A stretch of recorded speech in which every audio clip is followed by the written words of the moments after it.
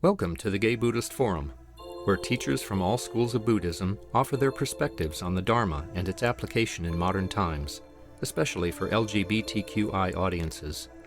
These talks are offered freely to the world and made possible by appreciative listeners. If you would like to support our efforts to share the Dharma with underserved audiences, please visit gaybuddhist.org.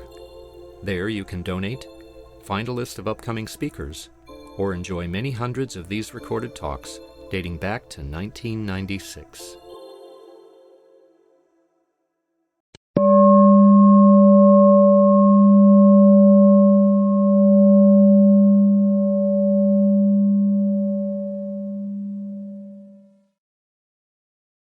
Okay, let's start again. Since I asked for newcomers, more people have arrived. So, is there anyone else who's here for the first time who hasn't yet said hello? Please, what is your name? Heidi. Hello, Heidi. Welcome. And for all of us, the reason we do ask newcomers to identify themselves is so that you can take the opportunity to make our newcomers feel welcome. So please do. At this point, we introduce ourselves en masse. So, my name is Henry. My name is Steve. My name is Michael. I'm Jim. Andy. Grisha. Andrea. Matthew. Jim. My name is Ray. Mornings. Heidi. Ernie. Ron. I'm Brian. That's Logan. George. Jim.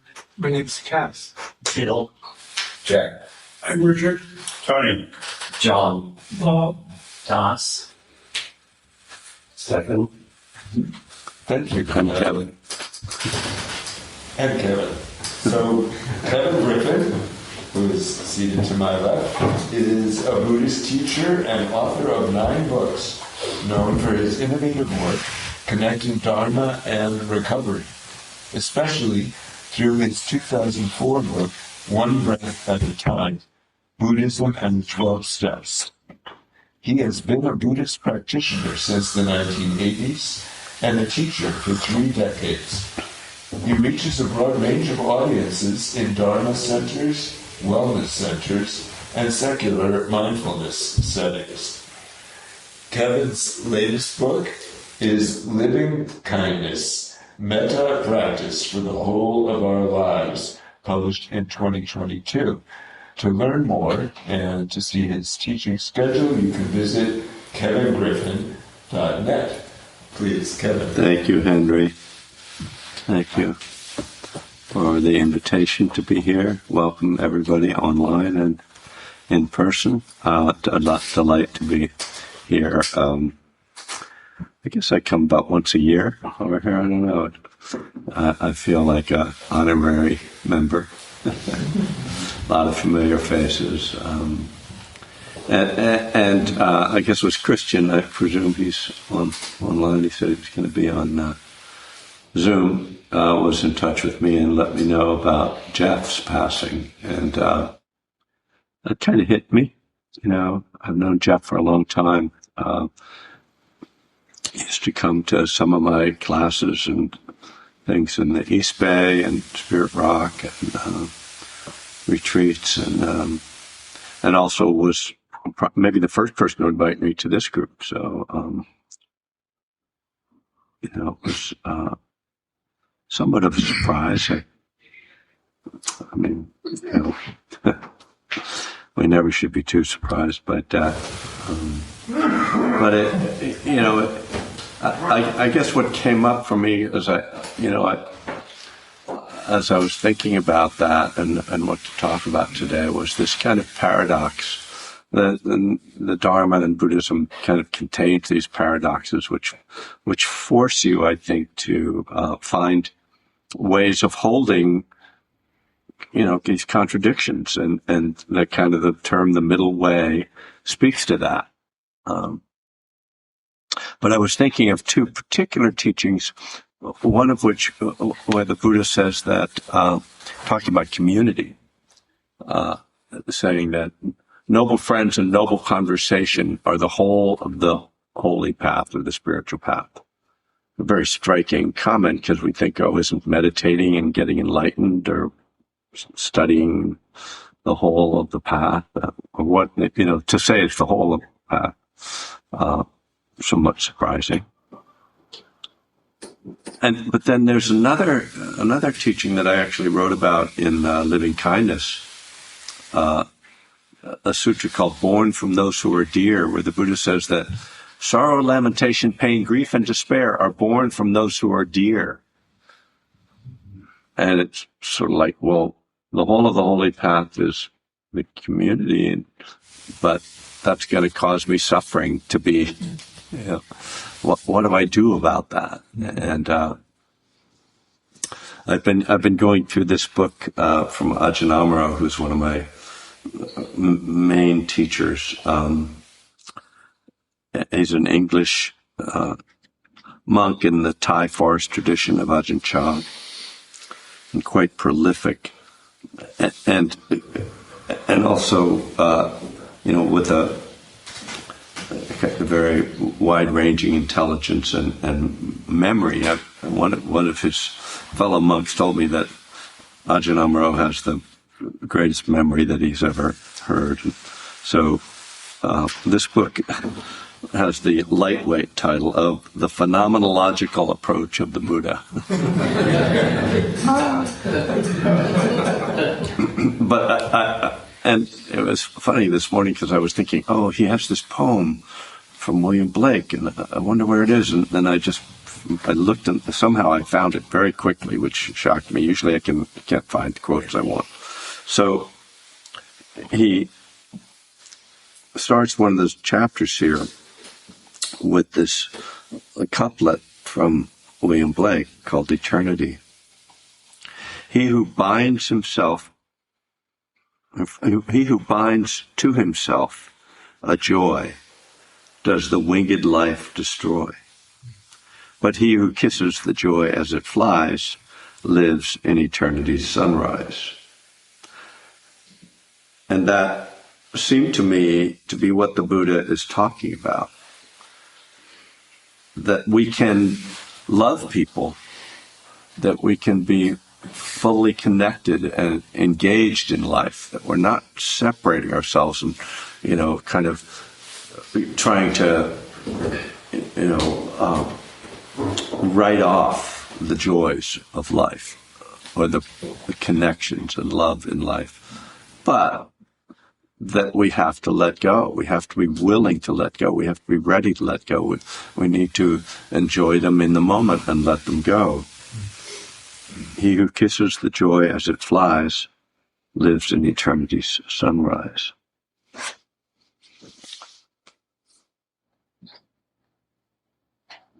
So I think that kind of encapsulates the challenge, which I think I can say for myself that I regularly fail that challenge. I cling to all kinds of things and get attached, and then I notice that I'm suffering, and then I try to let go.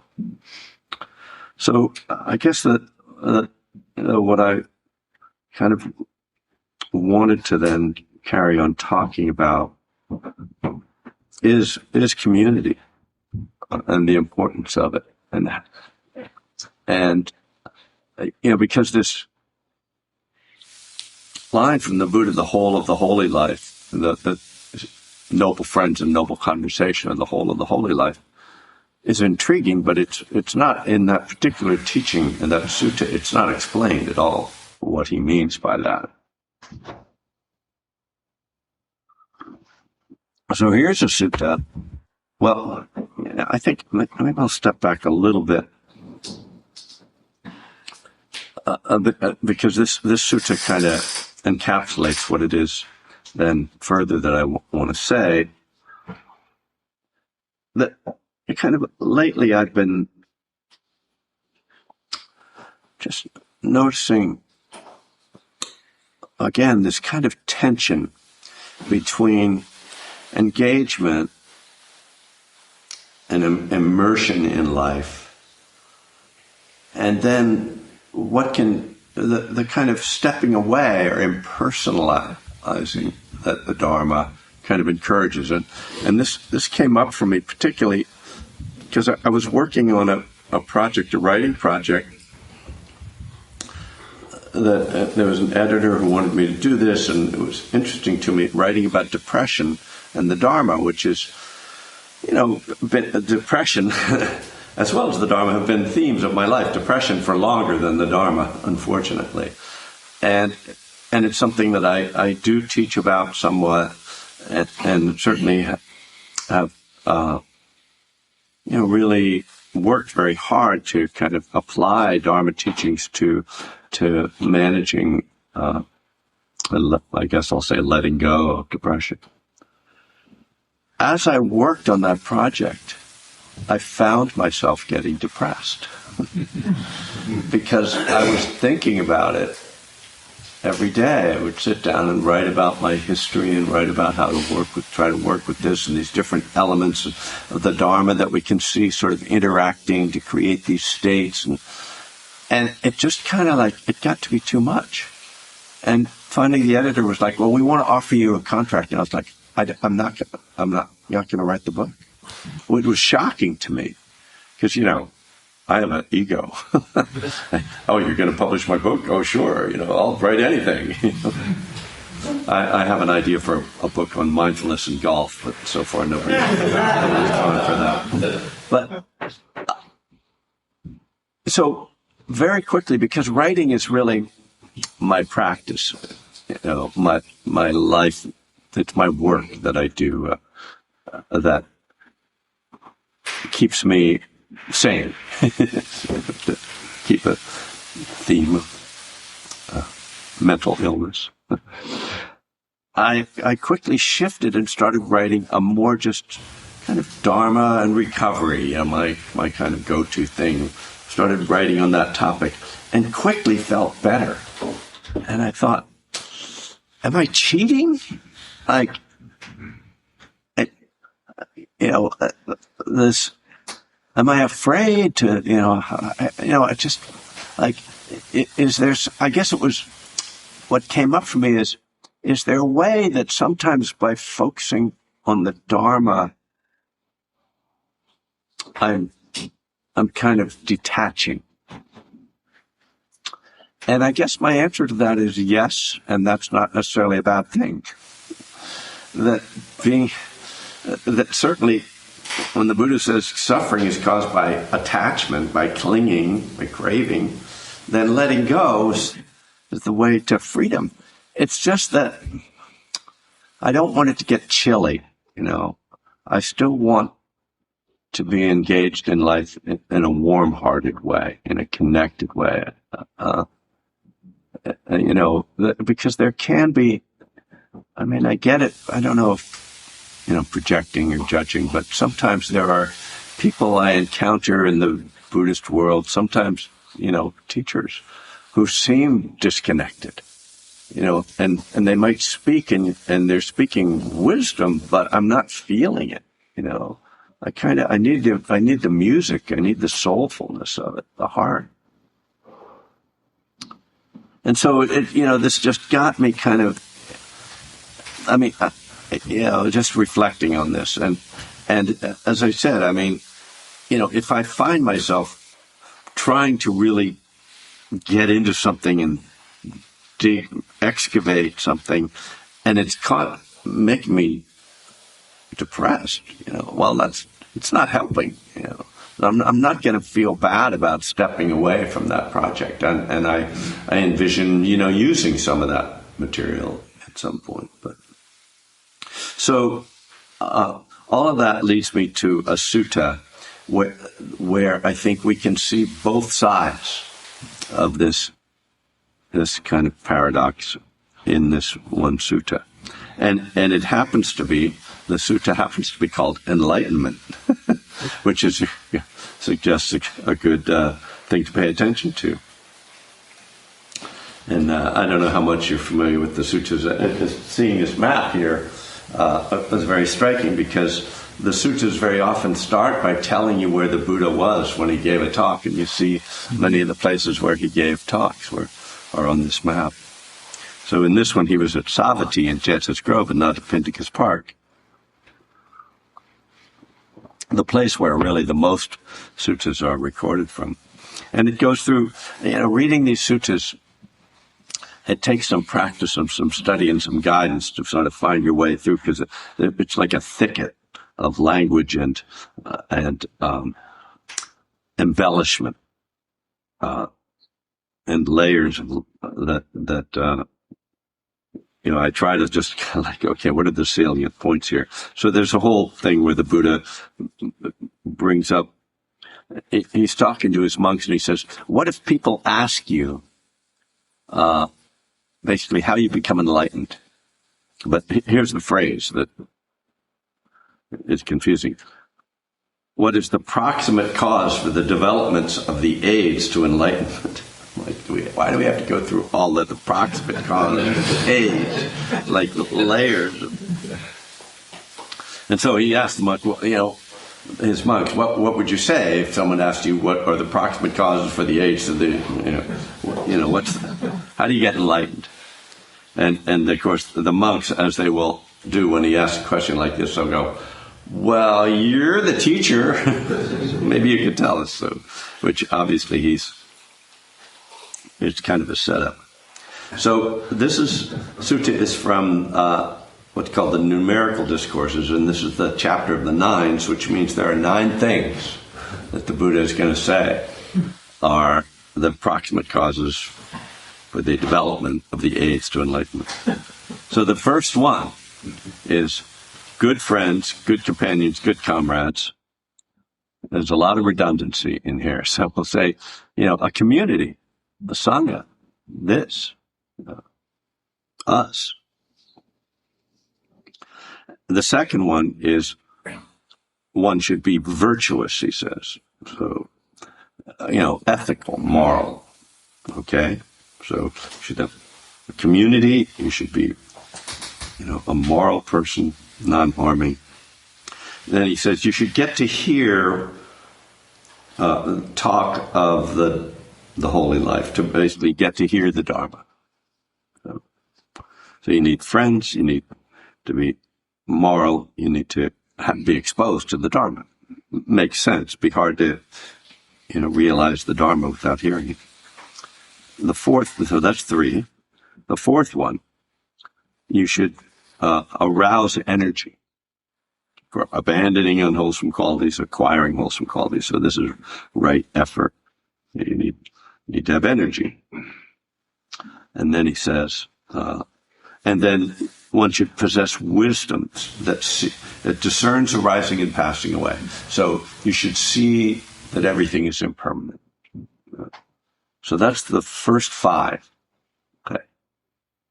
And then the Buddha doubles back. And this is where it's starts to be quite striking to me.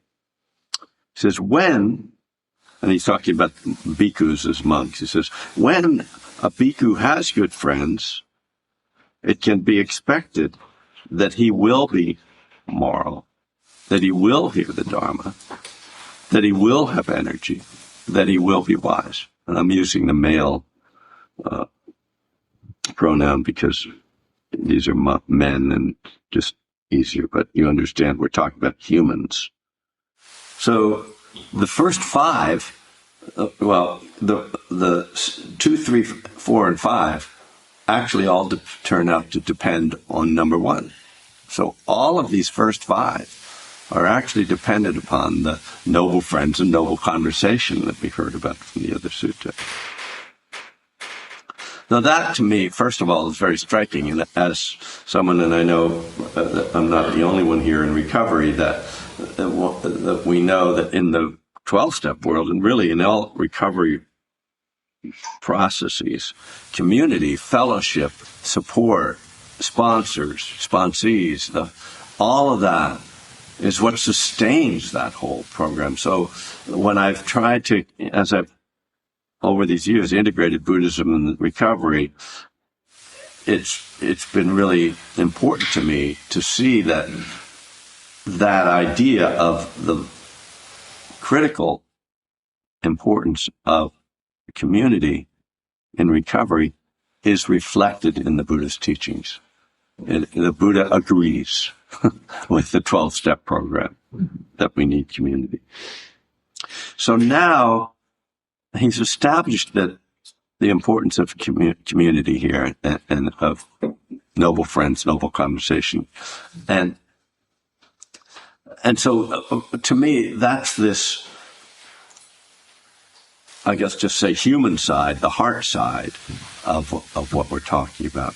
And then he shifts into more just the kind of pure Dharma teachings for the last 4.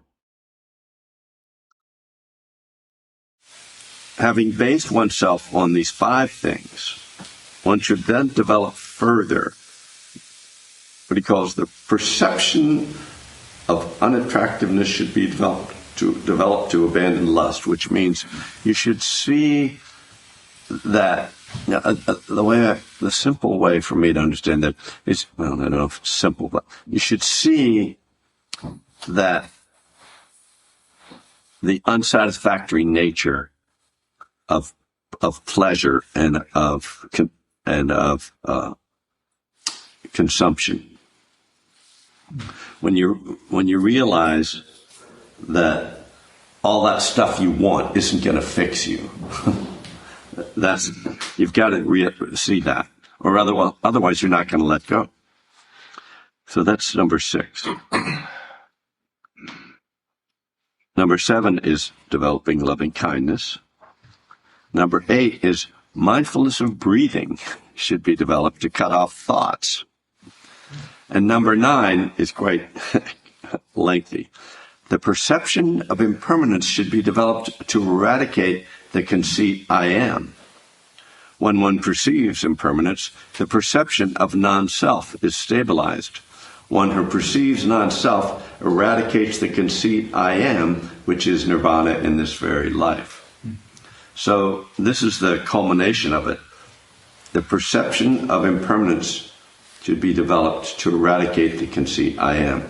In other words, if you see that everything that every way that you define yourself, or everything about yourself that you define as yourself, it's constantly changing, you're going to have a hard time holding on to some idea of who you are.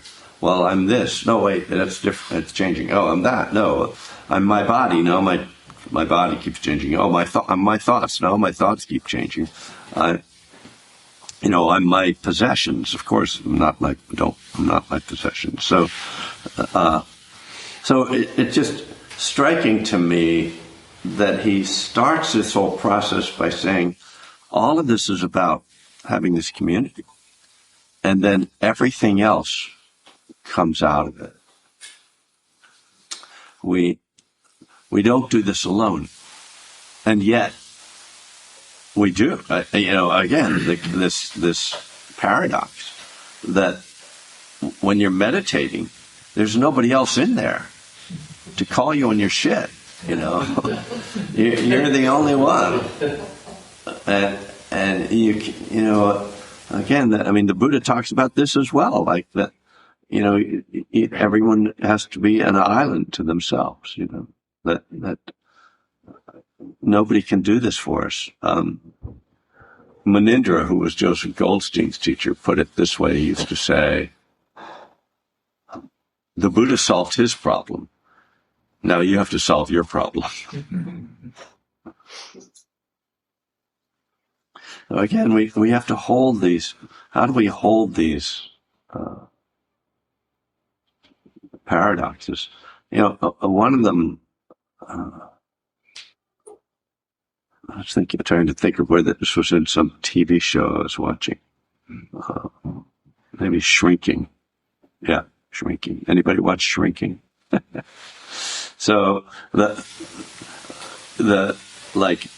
30-year-old son has come back to live at home again, and the parents are taking care of him, and the shrink, it's Harrison Ford, I guess, who has that role, is like, well,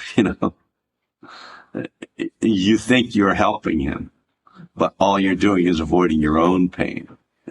You're afraid of your own fear and this idea of protecting, right? And it's that, again, that we can't, the idea we raise our children. I have a neighbor who loves to tell me what a great job I did with my daughter. I'm like, I'd rather not hear that, because what happens if she screws up? I mean, and that implies that my parents, if you look at the history of me and my 4 brothers, like, I don't blame my parents for that, and so, and yet, of course, they're involved. So, love, taking care of each other, community, that's beautiful, except when it's not, when it's unwholesome, when it's unhealthy, when you're trying to take care of people who should be taking care of themselves, and you're enabling them, right? So the classic, there we have the codependence idea that parallels exactly this contradiction or paradox in the Buddhist teachings, that we want to love everybody, but we better watch out that we don't love them too much. And we need to investigate what is this love that I'm giving? Am I doing it out of pure altruism, or is there something in it for me that I'm expecting to get back? So we play this edge as Dharma practitioners and as human beings, always kind of trying to keep that balance between, grieving over Jeff's death and remembering that I'm going to die too, and that everybody in this room is going to die, and that death is natural and normal. And one of the ways I used to talk about death, I think, more. Maybe as I'm getting closer, I'm taking it more seriously. It's either the 40-year-old Dharma teacher, everything is impermanent. The 75-year-old Dharma teacher, well, it's impermanent,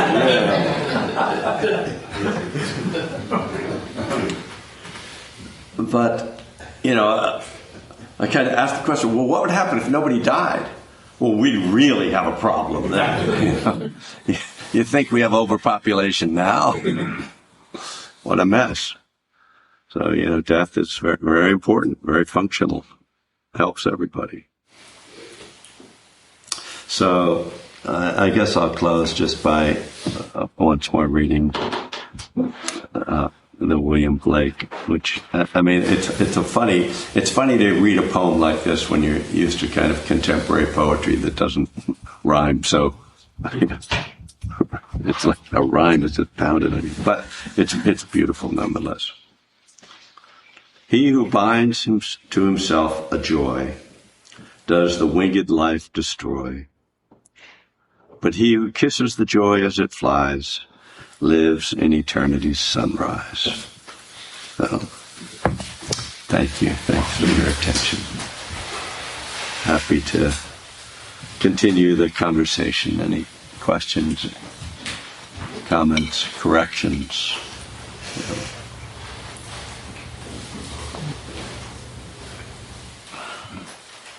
We have a question from Ben online. Ben, can you unmute and ask your question? Sure. Hi, Kevin. Hi, everybody.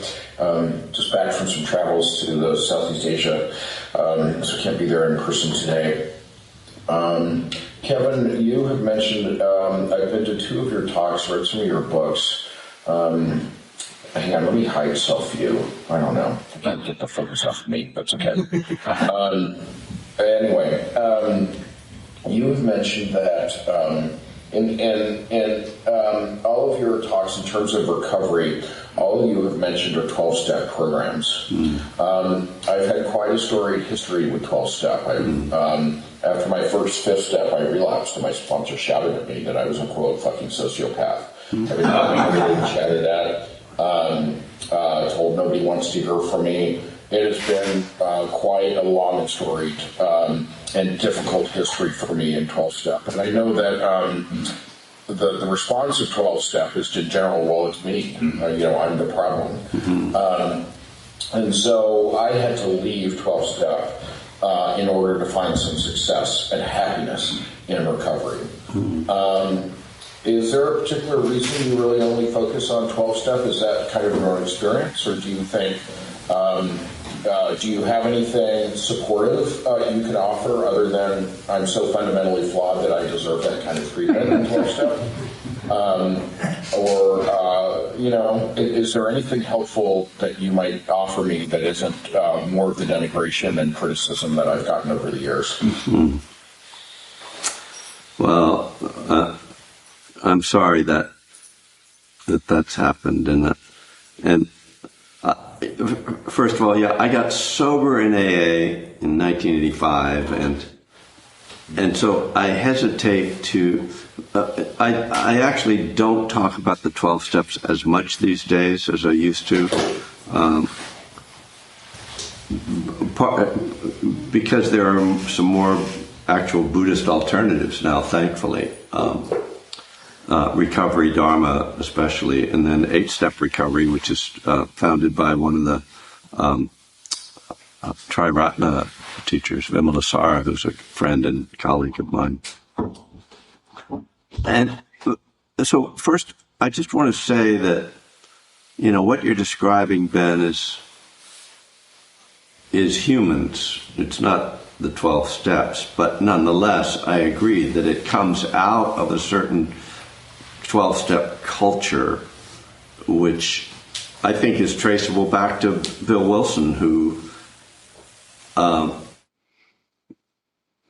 personality was self-aggrandizing, and he believed, I think certainly wrongly, that every alcoholic was just like him, and thus self-aggrandizing, and that everybody needed to be torn down.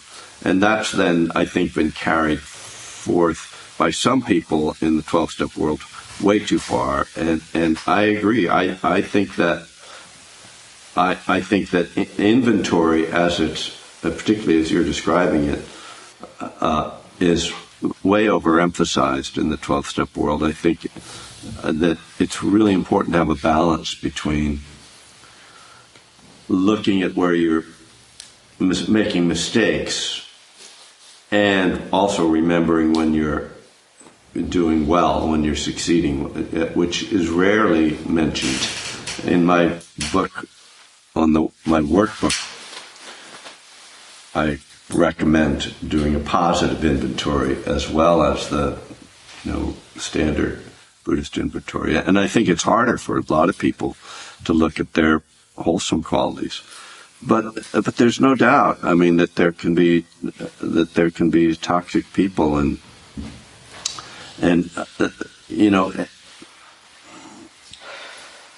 no program has a monopoly, far from a monopoly, even has a record of significant success in recovery. There's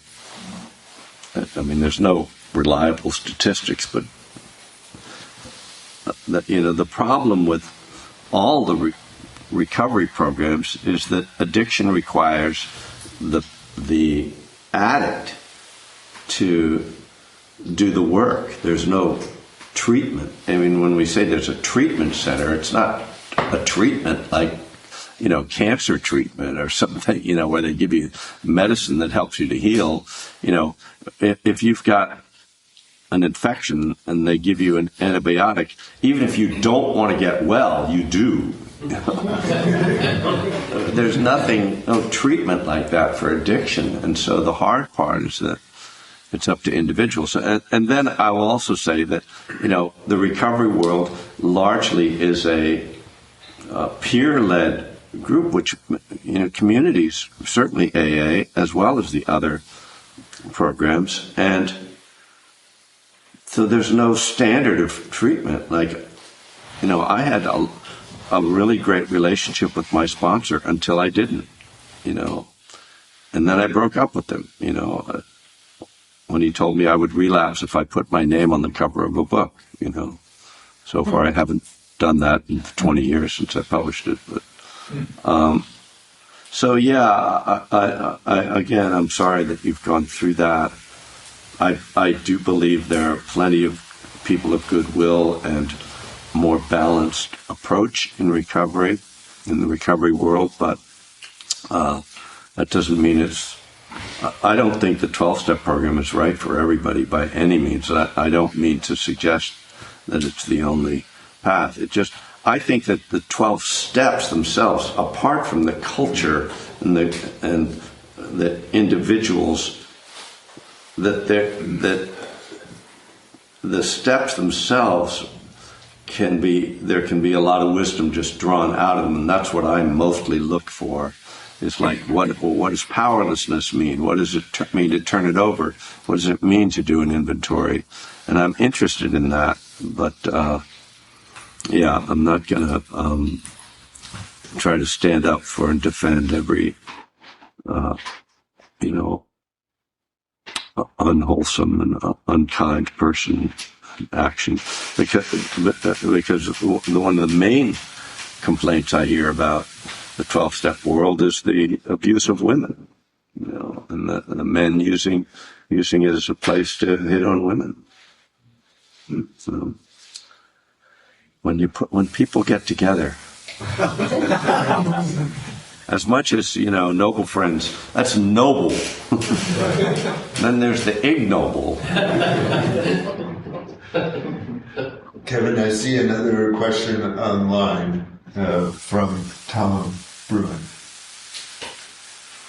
Hi, Kevin. Thank you so much for another great talk.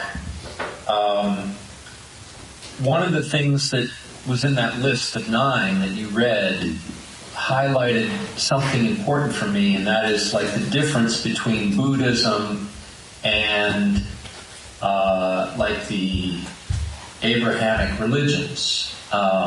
It was number 6, where he talks about you coming to realize the dissatisfactoriness of desire and coveting and that sort of thing. Yeah. Which is entirely different from thou shalt not covet thy neighbor's wife, period. Because it encourages one, it almost demands that one engage with the reasoning behind it. Yeah. Like, so why should I not, covet my neighbor's wife or whatever, my neighbor's husband? And I just think it's such a wise approach to dealing with the world, and like not just abstaining, but understand like why is that not a good thing to do? So that's what it really highlighted for me. That's really what I like about Buddhism is it draws you in and it makes you think, and it focuses on experience rather than Exactly. Thank you. Thanks, Tom. I think that's for me too. I think probably for most of us, this is what is underneath our comfort in this world, that in the Dharma world, that we're not just being given a set of rules, but we are encouraged to see for ourselves. But there's the one such a visible here and now, that we can see it for ourselves, and that's what insight means. There was the abbot of the Berkeley Buddhist monastery, Reverend Hung Shur. He gave me a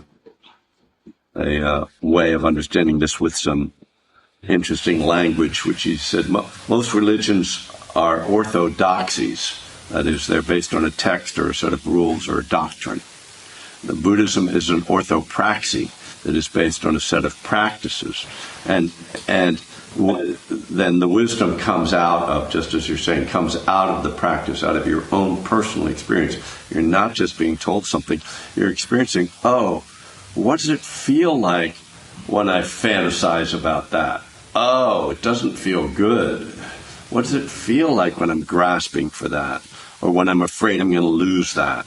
Or when I can't, or when I need to get away from that? It's like, oh, that whole conflict with things.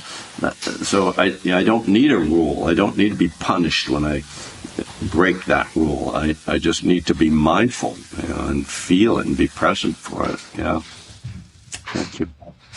Yeah, what you just said reminds me, Eve Decker summed it up in one sentence. Buddhism is a set of practices to reduce suffering. Yeah. Yeah. That's it. Absolutely. Thank you. Yeah. Yeah. Thank you so much for your wisdom and the talk. I find it very exciting that, like the steps that you outlined are very simple. I mean, simple ways of practical steps to actually live, as opposed to simple, practical, and not necessarily glamorous. Yeah. That is exciting to me, but and I also struggle with depression. And then there is that, school of thought to, examine the feelings that you're experiencing in the moment and then kind of breathe into them and not avoid them. But at the same time, if I spend too much time doing that, I can get dragged down into the sinkhole and then not want to leave my apartment. Right. And so then building, when you talk about community, is like, how do I build in community so that I can come here today and get some spiritual sustenance and feel connected to others? I do struggle with when I am in community, I do feel good, and then, and I can feel good alone, but the balance, I guess. Anyway, I'm just thinking out loud in response to, what you've been talking about. Well, I think the last is another good example of this, kind of like, how do we hold these things? We need community, but, I forget if it was my wife or someone talks about too much togetherness. And I mean, my wife and I, we've been married, this will be 29 years, and we both like to be alone. I like to go on retreats. I like to write alone. She likes to go off and do her own writing and research, and she, and then when we're together, we enjoy being together, but that thing of depending, I have to be with you all the time, kind of the John Lennon and Yoko Ono, if I can really go back there. That was that sort of, you can't be apart for, oh, you're going to the bathroom? Well, I'll come. Really? And again, this is why, I haven't really talked a lot about mindfulness today, but mindfulness is the thing that allows us to sense when things are out of balance, sense when I need some quiet time, or sense when I need some community, to be aware of when I'm grasping too much, or when I need some care, and maybe some comfort food, or okay, yeah, I can't do that every day, but once in a while, and that balance, which is again exactly what the Buddha talks about in the first sutta, where he says the middle way between indulging in pleasure and austerity, and we find constantly this finding of balance between these contrasts in our lives, because I think we would all like to find the one thing that's the thing. Just do that all the time, and then it'll be perfect. And I tried that. It was marijuana.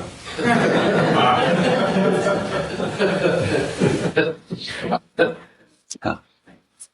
Thank you for your talk. Some things came up for me, and you talk about depression. I recently went to a Dharma talk that was about what does it mean to be entirely ready. Mm-hmm. And this person presented that the 12-step way of life, and I think also Buddhism is finding out what is possible and erasing. I mean, I was raised that no one would care about me, and I better learn to take care of myself. Did not create trust, did not create love, did not create anything. And I've been in recovery for 40-something years doing this for I don't know how many, but not that many.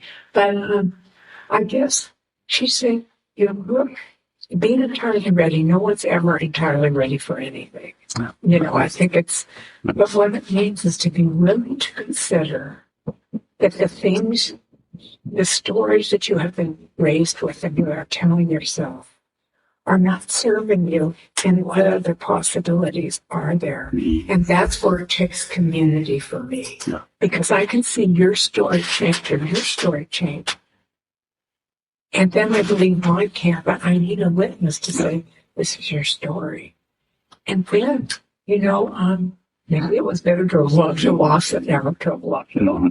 It's like, I've seen nurse for many years, and they said it must have been hard to see people die. And I said, no, it was hard to see what we make live.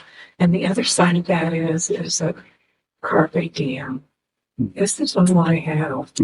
And I'm not afraid of dying as much as I am afraid of not living. And I have a dear friend that's very, very sick. And I say, how can I help you? I'm a fixer. I'm a nurse. And he's not my specialty, his illness. And he said, be my friend and enjoy life. And I am. And I see the decline. It's like your specialty. You can't not see it. But I can't stop it. And I'm all in.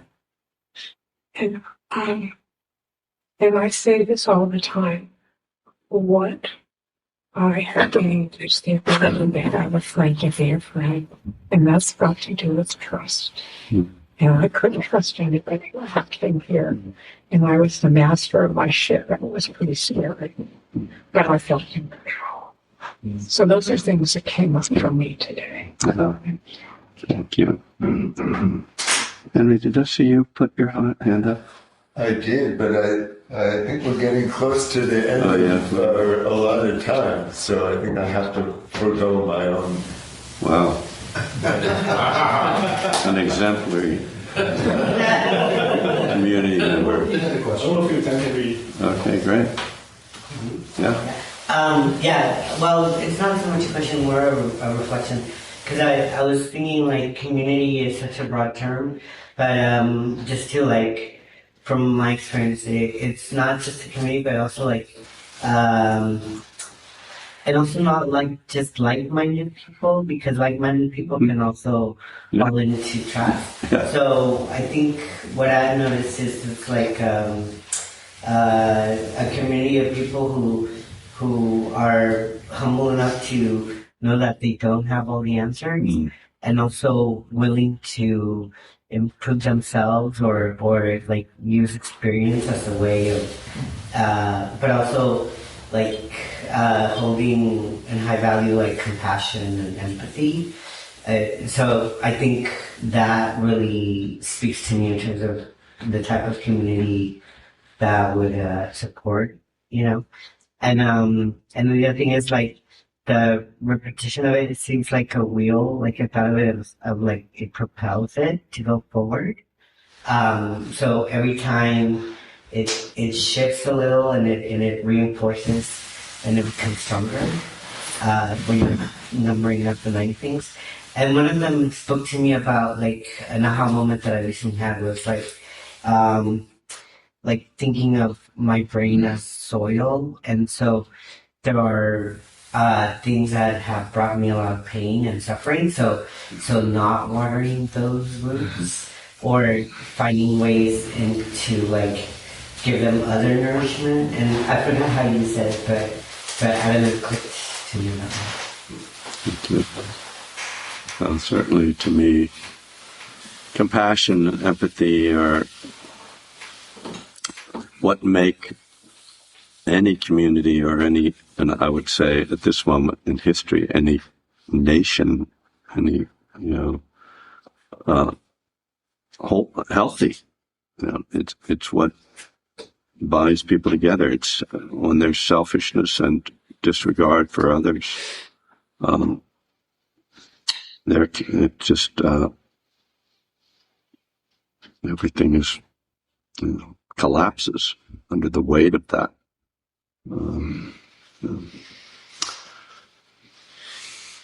Thank you, Kevin. Yeah, thanks. Thanks for having me.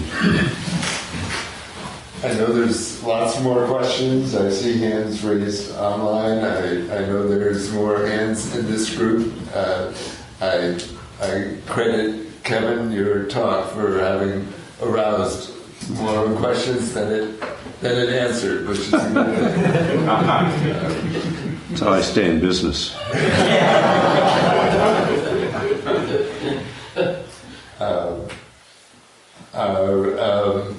Our speaker next week will be Sean Veit Oakes, who is also going to be leading our spring retreat at Vajrapani. So if you would like to hear Sean speak, please come next week. Do we have any announcements? Yeah, apropos of the retreat, it's April 15th to 19th, and all the information and registration is on our website, and scholarship is available, so don't let funds keep you from coming in. He's a spectacular teacher. This is our 3rd year with him, and I can't recommend it enough. Thank you. Any other announcements?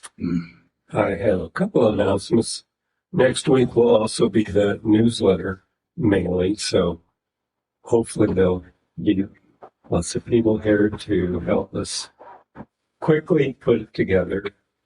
And I'm also the host today, and please stay and enjoy the company of the Sangha.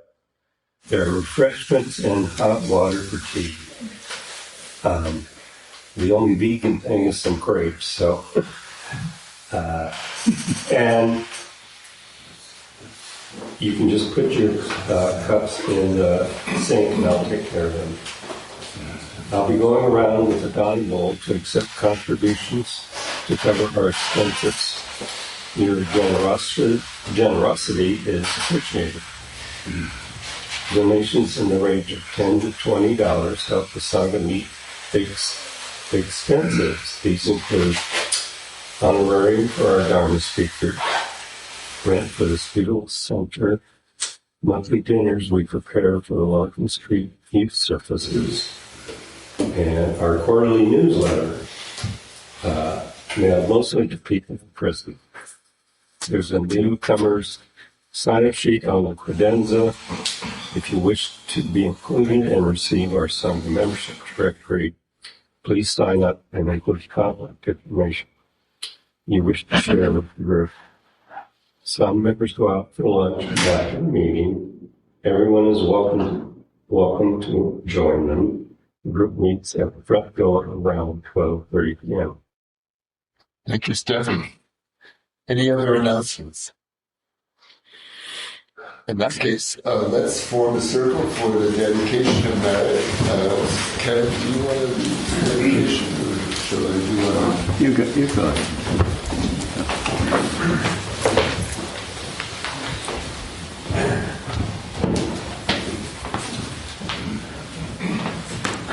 Thank you.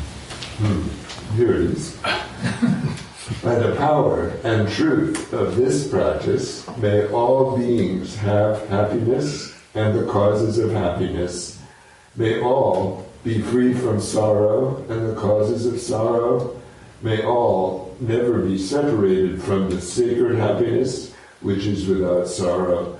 And may all live in equanimity without too much attachment or too much aversion, believing in the equality of all that lives.